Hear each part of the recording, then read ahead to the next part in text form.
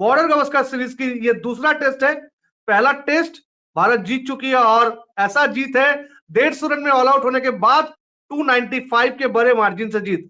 लेकिन एडिलेड उतना Indian team के लिए अच्छा वेन्यू नहीं था पिंक बॉल टेस्ट के विचार में।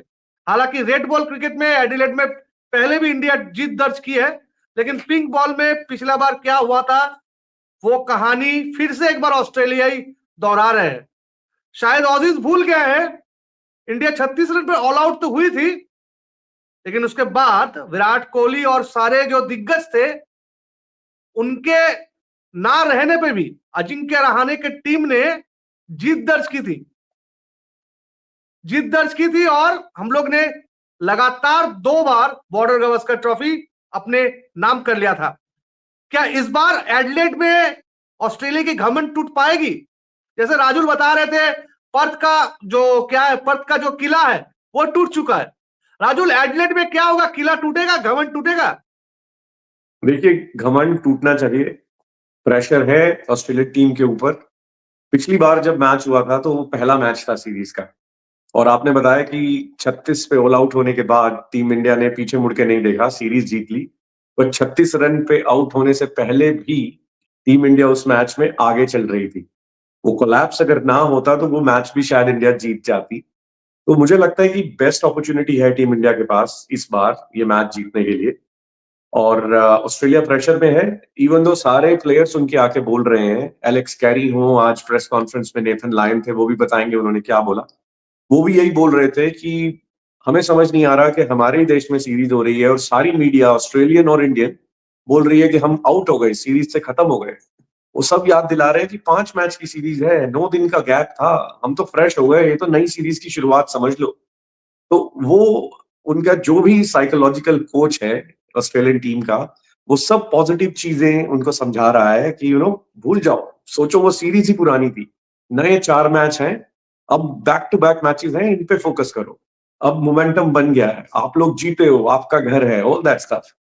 बट इन सब में एक चीज है सब्यसाची जो सोचने वाली है, कि ये जो मैच अब होने वाला है ये एक अलग तरीके का मैच है।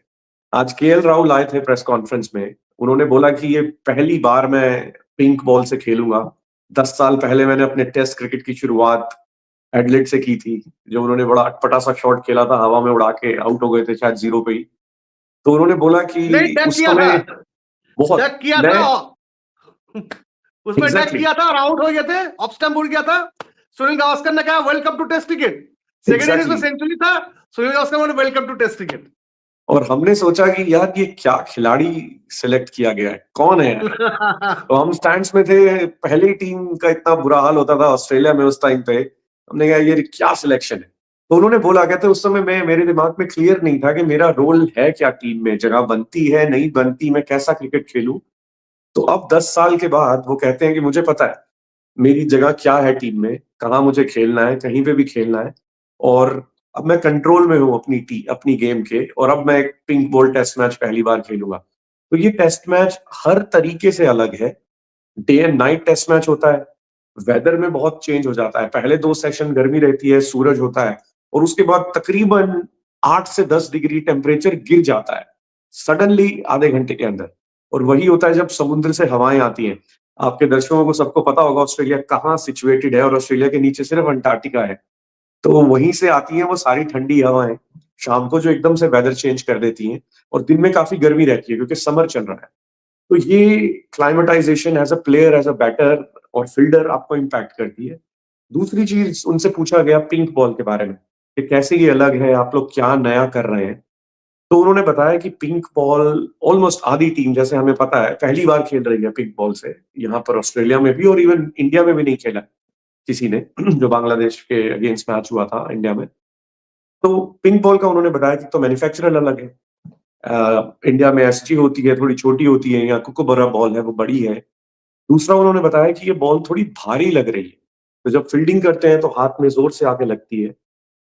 जब बैटिंग करते हैं तो बॉल तेज पड़ के आती है, तो जितनी भारी बॉल होगी उतनी ज्यादा स्किड करेगी, तेज आएगी, और इसकी शाइन ज्यादा होती है। तो उन्होंने ये बताया कि हम नेट प्रैक्टिस करते हुए, कल जैसे 5 घंटे की नेट प्रैक्टिस थी, आज तकरीबन 2 घंटे की थी। तो सब बैटर्स कोशिश कर रहे हैं कि बॉलर जब बॉल को छोड़ता है, जो डिलीवरी होती है उसकी, वहां से बॉल को रीड करना, जो थोड़ा दिक्कत वाला काम है इस पिंक बॉल से, उस पे कॉन्सेंट्रेट किया जाए। इवन जो थ्रोअर्स थे, उनकी भी जो बॉल छूट रही है, उस चीज को रीड करने के ऊपर कॉन्सेंट्रेशन कर रहे हैं।